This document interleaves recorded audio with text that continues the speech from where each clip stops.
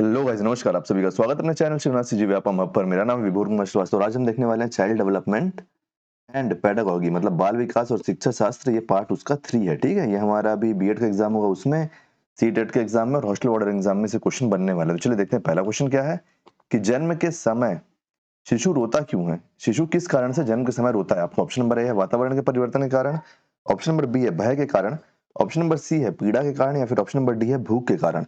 तो इसका सही आंसर आपका ऑप्शन नंबर ए, वातावरण में परिवर्तन के कारण। कि जैसे जब वो गर्भ में रहता है, तो अगर आप एक चीज देखोगे, जब वो गर्भ में रहता है तो वो आंख बंद करके रहता है, वहां पे अंधेरा होता है। दूसरा, वो एक वाटर सर्कल में रहता है, तभी तो बच्चा कई बार पानी पी लेता है, तो वो कई बार एडमिट होना पड़ता है ना, उसको सीरियस हो जाता है। जब नवजात शिशु को आप देखे होगे तो लोग बस जब पूछोगे कैसे, तो कई बार उनको निमोनिया निकलता है। तो ये सब गंदा पानी पीने के कारण हो जाता है। तो जब वो वातावरण में माँ के गर्भ से बाहर आएगा, तब उसको एयर लगेगा, हवा लगेगा, सूर्य का रोशनी लगेगा और उसको एकदम उजाला लगेगा। तो उस परिवर्तन के कारण वो रोता है। क्योंकि भय का तो उसको पता नहीं होता है बचपन में कि भय क्या होता है ना, पता नहीं होता है। और पीड़ा और भूख इसका कारण नहीं है। तो वातावरण में ये परिवर्तन के कारण ही इसका सही आंसर होगा। चलिए नेक्स्ट क्वेश्चन देखते हैं। क्योंकि जो भूख और पीड़ा है वो दोनों भी आपका माँ के गर्भ में है, अगर तो पीड़ा उसको जो होगी वो तो अलग ही बात है। और जो भूख है, तो भूख माँ के नली के उससे उसको मिलते जाता है, तो उसके भूख का कारण तो है नहीं। तो वातावरण में जो परिवर्तन है, जो उजाला है, रोशनी है, हवा है, उन सब के कारण बच्चा रोता है। चलिए नेक्स्ट क्वेश्चन देखते हैं कि गर्भ में सर्वप्रथम किसका निर्माण होता है। ऑप्शन नंबर ए है आपका धड़, पूरे शरीर का, ऑप्शन नंबर बी है पैर, ऑप्शन नंबर सी है सिर, या फिर ऑप्शन नंबर डी की सभी बराबर से विकसित होते हैं। तो इसका सही आंसर आपका ऑप्शन नंबर सी, सिर। कि गर्भ में सबसे पहले सिर का निर्माण होता है। अगर आप एक छोटे बच्चे में देखो, सबसे पहले सिर का निर्माण होता है, फिर जब बच्चा बाहर आता है, दुनिया में जब आता है, तब आप सबसे पहले देखोगे कि बच्चे का सिर हिलना डुलना चालू करता है। सिर और जो हाथ पैर रहता है वो हिलता डुलता है ना, सिर हिलता है, सिर हिलता है। फिर धीरे से जब वो चलना चालू नहीं करता है, फिर वो बैठना चालू करता है, बैठता है वो, फिर चलता है ना, फिर चलता है। तो ये क्रम है, हर चीज का एक क्रम है। तो चलिए नेक्स्ट क्वेश्चन देखते हैं। नेक्स्ट क्वेश्चन क्या है, तो हमारा इसमें क्या है, गर्भ में सर्वप्रथम किसका निर्माण होता है, तो सिर का निर्माण होता है। क्वेश्चन नंबर सी, निम्न में से जो मानव को सबसे अधिक प्रभावित करता है वह क्या है। तो ऑप्शन नंबर ए है आपका वातावरण, ऑप्शन नंबर बी है आपका वंश परंपरा, ऑप्शन नंबर सी है आपका उक्त दोनों, या फिर ऑप्शन नंबर डी है दोनों ही नहीं। तो इसका सही आंसर आपका ऑप्शन नंबर सी, उक्त दोनों। कि जो आपका वातावरण है, आप किस वातावरण में रहते हो, आसपास आपका जो लोकेलिटी है, सोसाइटी है, वो और जो वंश की परंपरा है, हम जिस घर में पैदा हुए हैं उस घर में कौन से ट्रेडिशन फॉलो किए जाते हैं, वो दोनों ही मानव को प्रभावित करते हैं उसके जीवन जीने के लिए। Next question, गर्भधान। गर्भधान मतलब प्रेगनेंसी की अवस्था नहीं है। निम्न में से जो 4 ऑप्शन दिया हुआ है उसमें प्रेगनेंसी की अवस्था कौन सी नहीं है। ऑप्शन नंबर बी भ्रूणावस्था, ऑप्शन नंबर बी डिंब, डिंब मतलब होता है आपका एग ना, याद रखना एग। ऑप्शन नंबर सी आपका शैशवावस्था, या फिर ऑप्शन नंबर डी बीजकरण। तो इसका सही आंसर हम सभी को पता है कि शैशवावस्था। क्योंकि शैशवावस्था क्या है, शैशवावस्था जब बच्चा पैदा होता है तो उसमें उम्र है, उम्र। अब ये आपका अलग अलग स्कॉलर इसको अलग अलग तरीके से लेते हैं, मतलब अलग अलग प्रोफेसर है ना। कई लोग इसको 1 माह से, कई लोग इसको 1 माह से 2 वर्ष लेते हैं, और कई लोग इसी को वर्ष में बढ़ जाता है, वो 5 वर्ष तक भी लेते हैं, तो बाल्यावस्था वगैरह को फिर आगे बढ़ा देते हैं। तो इसी प्रकार जो सबसे ऑथेंटिक है उसको अपन 1 माह से 2 वर्ष मानेंगे। 1 माह से 2 वर्ष मानेंगे। एक टेबल है, वो टेबल मैं आपको अगले वीडियो में बता दूंगा। उस टेबल में आपको पूरा बालावस्था, शैशवावस्था, सारा अवस्था आपको दिख जाएगा। और पिछले वीडियो में पार्ट 2 में मैं दिखाया भी हूँ उसको, तो उसको भी देख सकते हैं आप, है ना। बाकी देखो, भ्रूणावस्था तो है जब गर्भ धारण हो जाता है, जब बच्चा बनना चालू होता है तो भ्रूणावस्था होता है। डिंब मतलब आपका एग हो गया। बीजकरण मतलब जब आपका मेल स्पर्म मेल स्पर्म जब मिलता है किससे, फीमेल एग से। नॉर्मल भाषा में अगर हम बोले तो फीमेल एग से जब मिलता है तभी तो फर्टिलाइज होता है ना, तब फर्टिलाइजेशन चालू होता है। इसी प्रक्रिया को फर्टिलाइजेशन बोलते हैं, फर्टिलाइजेशन बोलते हैं, है ना। तो ये बीजकरण हो जाता है। तो गर्भाधान गर्भाधान काल की अवस्था कौन सी नहीं है, तो शैशवावस्था नहीं है गर्भाधान काल की अवस्था। बालक के अस्थायी दांतों की संख्या कितनी होती है। ऑप्शन नंबर ए है आपका 15, ऑप्शन नंबर बी है 25, ऑप्शन नंबर सी है 12, या फिर ऑप्शन नंबर डी है 20। तो इसका सही आंसर आपका option number D, option number D 20। की एक छोटे बच्चे में 20 दांत होते हैं टोटल। वयस्क में कितने होते हैं, तो वयस्क में 32 दांत होते हैं, है ना।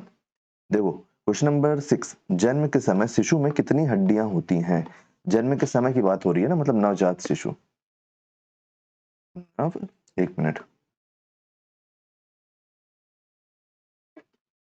नवजात शिशु की यहाँ पे बात हो रही है। नवजात शिशु में कितनी हड्डियां होती हैं? Option number A 320, option number B 206, option number C 230, option number D 270। तो इसका सही आंसर है आपका ऑप्शन नंबर डी 270 की जो नवजात शिशु होता है उसमें 270 हड्डी होती है। नवजात शिशु में कितनी होती है? तो 270 हड्डी होती है। अब अपन एक चीज देखते हैं, यहाँ पे नवजात शिशु के बारे में बात हो गई। जो बाल्यावस्था होता है, जब बच्चे धीरे धीरे बड़े होते हैं, बाल्यावस्था,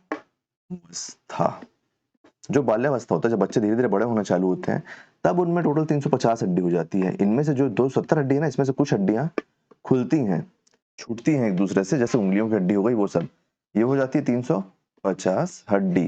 350 हड्डी। और जैसे जैसे बड़े होते जाते हैं, जैसे जैसे इंसान वयस्क होते जाता है, जैसे जैसे इंसान वयस्क होते जाता है, एक मिनट,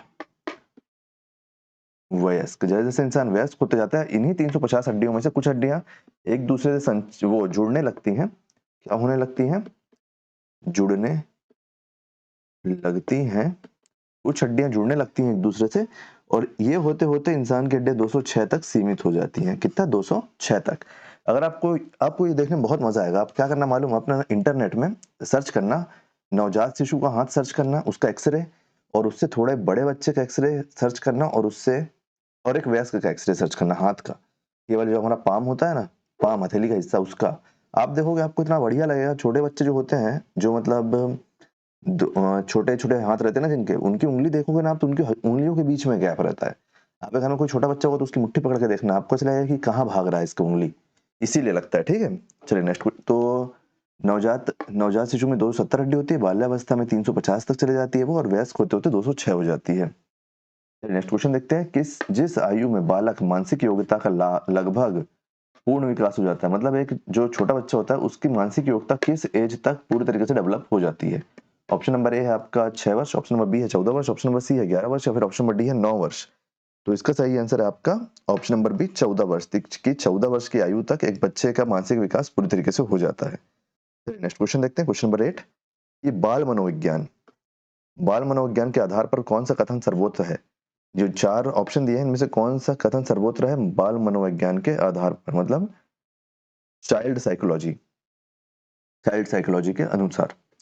ऑप्शन नंबर ए, यहाँ पर कुछ बच्चे एक जैसे होते हैं, ऑप्शन नंबर बी सारे बच्चे एक जैसे होते हैं, ऑप्शन नंबर सी प्रत्येक बच्चा विशिष्ट होता है, ऑप्शन नंबर डी कुछ बच्चे विशिष्ट होते हैं। तो इसका सही आंसर तो हम सभी को पता होना चाहिए कि प्रत्येक बच्चा विशिष्ट होता है, मतलब हर बच्चा अलग होता है, हर बच्चे की क्वालिटियां अलग होती है ना, उसी प्रकार से हम उनको ट्रीट करेंगे एज अ टीचर या फिर एज अ सोसाइटी। और जैसे जब हम सभी बच्चों को एक जैसे देखने लगते हैं, तो फिर वहाँ पे कंपटीशन, अननेसेसरी कंपटीशन की भावना डेवलप होती है, और बच्चे उसका शिकार होते हैं इन भावना का। देखो क्वेश्चन नंबर 9, आधुनिक मनोविज्ञान का अर्थ क्या है? आपका ऑप्शन नंबर ए है व्यवहार का अध्ययन, ऑप्शन नंबर बी है मन का अध्ययन, ऑप्शन नंबर सी है आत्मा का अध्ययन, ऑप्शन नंबर डी है शरीर का अध्ययन। तो इसका सही आंसर है आपका व्यवहार का अध्ययन, क्योंकि जो आपका व्यवहार है वो आपके मन का ही हिस्सा हो जाएगा ना। अगर आप व्यवहार का अध्ययन कर लेते हैं तो मन का, जैसा आपका मन है वैसे ही आपका व्यवहार रहेगा। तो व्यवहार का अध्ययन आधुनिक मनोविज्ञान का अर्थ है। जो हमारा 8 नंबर का क्वेश्चन था कि बाल मनोविज्ञान के आधार पर कौन सा कथन सर्वोत्तम है, जिसमें हमने प्रत्येक बच्चा विशिष्ट होता है माना है, तो इसमें एक प्रोफेसर ने बहुत अच्छी बात कही थी, पोएट ने, प्रोफेसर ने, कि क्या बोलते हैं, अगर आप मछली को उसके पेड़ पर चलने की एबिलिटी से नापोगे तो वो मछली हमेशा ही फेल होगी। मतलब हर बच्चा विशिष्ट है, हर बच्चे में कुछ ना कुछ क्वालिटी है। जो पेंटर है वो स्विमिंग भी करता हो जरूरी नहीं है, जो स्विमर है वो पेंटिंग भी करता हो जरूरी नहीं है, जो पढ़ने में अच्छा हो वो खिलाड़ी भी अच्छा हो जरूरी नहीं है, जो खिलाड़ी हो पढ़ने भी अच्छा हो जरूरी नहीं है ना। इसीलिए सभी बच्चे अलग हैं, सभी को अलग तरीके से ट्रीट करना चाहिए। Next question, question number 10। जन्म के समय जन्म के समय बालक की स्मरण शक्ति कितनी होती है? आपका ऑप्शन नंबर ए अत्याधिक कम, अत्याधिक कम, आपका ऑप्शन नंबर बी है कम, ऑप्शन नंबर सी है आपका अधिक, या फिर ऑप्शन नंबर डी है आपका बहुत कम। तो बताइए इसमें से क्या सही आंसर हो जाएगा आपका क्वेश्चन नंबर 10 का? तो क्वेश्चन नंबर 10 का आपका सही आंसर हो जाएगा बहुत कम। जो छोटे बच्चे होते हैं जन्म के समय, उनकी जो मानसिक क्षमता मतलब मानसिक क्षमता नहीं, सॉरी, उनकी याद रखने की क्षमता बहुत कम होती है, इसीलिए अपन उस टाइम पे उनको जो सिखाएंगे बच्चे वही सीखेंगे। चलिए नेक्स्ट क्वेश्चन देखते हैं, क्वेश्चन नंबर 11। शिक्षक को ज्ञान होना चाहिए, शिक्षक को किस चीज का ज्ञान होना चाहिए? ऑप्शन नंबर ए है अध्यापन विषय एवं बाल मनोविज्ञान का, ऑप्शन नंबर बी है अध्यापन विषय का, ऑप्शन नंबर सी है बाल मनोविज्ञान का, ऑप्शन नंबर डी है शिक्षा संहिता का।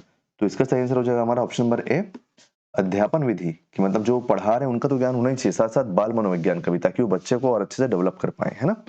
इसलिए अध्यापन विषय और बाल मनोविज्ञान दोनों की ही समझ होना शिक्षक को बहुत जरूरी है। नेक्स्ट क्वेश्चन, क्वेश्चन नंबर 12, नवजात शिशु का भार कितना होता है? कितना होता है नवजात शिशु का भार? कितना होना चाहिए? Option number A 9 pound, option number B 6 pound, option number C 7 pound, या फिर ऑप्शन नंबर डी 8 पाउंड। तो इसका सही आंसर है आपका ऑप्शन नंबर सी 7 पाउंड। नवजात शिशु का भार कम से कम आपका 7 पाउंड होना चाहिए। ऑप्शन नंबर सी हमारा सही आंसर हो जाएगा। चलिए 13 नंबर का क्वेश्चन देखते हैं। बालक के समाजीकरण का प्रथम घटक क्या है? सोसाइटी से मिलने का पहला घटक क्या है? ऑप्शन नंबर ए क्रीड़ा स्थल, ऑप्शन नंबर बी राजनीतिक दल, ऑप्शन नंबर सी विद्यालय, या फिर ऑप्शन नंबर डी परिवार। तो ऑप्शन नंबर डी इसका सही आंसर है। इंसान अपने परिवार में जैसे जो चीज देखता है उसको सबसे पहले पकड़ता है ना। छोटा बच्चा है, छोटा बच्चा अगर खेलने नहीं भी जा रहा है तो अपने परिवार के बीच में तो है, परिवार के सदस्यों के बीच में, तो वो उनके व्यवहार से सीखेगा। उसके बाद फिर वो खेलने जाएगा, फिर स्कूल, और फिर राजनीतिक दल की समझ तो उसको बाद में होती है, स्कूल कॉलेज में होती है, जब समझ के लायक हो जाता है ना। क्वेश्चन नंबर 14, जब एक विद्यार्थी असफल होता है तो समझ जाता है, समझा जाता है, क्या समझा जाता है विद्यार्थी के बारे में अगर वो असफल हो गया तो? एक मिनट, सॉरी। हाँ, अगर विद्यार्थी असफल हो गया तो उसके बारे में क्या समझा जाता है? कि यह व्यक्तित्व असफलता है, option number B, option number A यह व्यक्तित्व, ऑप्शन नंबर ए यह व्यक्तिगत असफलता है, ऑप्शन नंबर बी पद्धति असफल है, ऑप्शन नंबर सी शिक्षक असफल है, या फिर ऑप्शन नंबर डी पाठ्य पुस्तकें असफल है। तो इसका सही आंसर क्या है? इसका सही आंसर है आपका ऑप्शन नंबर ए, कि यह व्यक्तिगत असफलता है। मतलब जो पर्सन है ये केवल फेलियर उसी का है कि उसने ढंग से मेहनत नहीं की, या फिर जो भी है जिस कारण से वो नहीं कर पाया, उसने ढंग से परफॉर्म नहीं कर पाया, इसलिए वह असफल हो गया। चलिए नेक्स्ट क्वेश्चन देखते हैं। कई बार कई सारी चीजें और भी साथ में चलती हैं, जैसे जो इंसान मेहनती है, मान लो अगर उसके घर में कुछ उस टाइम पे कंडीशन ऐसी आ गई कि वो पेपर में ही नहीं बैठ पाया तो वो तो फेल ही होगा ना। तो इसीलिए वो एक व्यक्तिगत असफलता है। चलिए नेक्स्ट क्वेश्चन देखते हैं। एक शिक्षक को समाज में सम्मान मिलना चाहिए जब वह, एक शिक्षक को समाज में कब कब सम्मान मिलना चाहिए? ऑप्शन नंबर ए प्रभावकारी तरीके से पढ़ाने में सक्षम हो, ऑप्शन नंबर बी एक आदर्श जीवन जीता हो, ऑप्शन नंबर सी निष्ठापूर्वक अपनी ड्यूटी करता हो, या फिर ऑप्शन नंबर डी यह सभी। तो इसका सही आंसर है आपका ऑप्शन नंबर डी यह सभी, कि जब वह व्यक्ति प्रभावकारी तरीके से पढ़ाने में सक्षम हो, मतलब बहुत अच्छे से पढ़ाता हो। एक आदर्श मतलब बहुत अच्छे से पढ़ाना जरूरी नहीं, मतलब बच्चों को समझ में आना चाहिए कि वो क्या पढ़ा रहा है। ऑप्शन नंबर बी एक आदर्श जीवन जीता हो, मतलब कि उसको देख के बच्चे कुछ अच्छा सीखे। ऑप्शन नंबर सी निष्ठापूर्वक अपनी ड्यूटी करता हो, अपना कार्य करता हो। ये सभी होना चाहिए, तब एक शिक्षक को समाज में सम्मान मिलना चाहिए। तो उम्मीद करता हूँ गाइस कि सारे 15 क्वेश्चन आपको समझ में आए होंगे। कहीं कोई डाउट हो तो आप जरूर बताइए। अगर आपका कोई फीडबैक हो तो वो जरूर कमेंट में बताइए। मैथ्स, रीजनिंग, बाकी छत्तीसगढ़ के वीडियो चल रहे हैं, उन सबको भी आप चैनल में जाकर जरूर देखिए। अगर वीडियो पसंद आया हो तो वीडियो को लाइक कीजिए, वीडियो को शेयर कीजिए। इसके पिछले के जो 2 पार्ट है उनका लिंक मैं आपको डिस्क्रिप्शन में दे दूंगा प्लेलिस्ट का, उसको जरूर चेक कीजिए। और आने वाले वीडियो के लिए चैनल में बने रहिए, चैनल को सब्सक्राइब कीजिए। Thank you.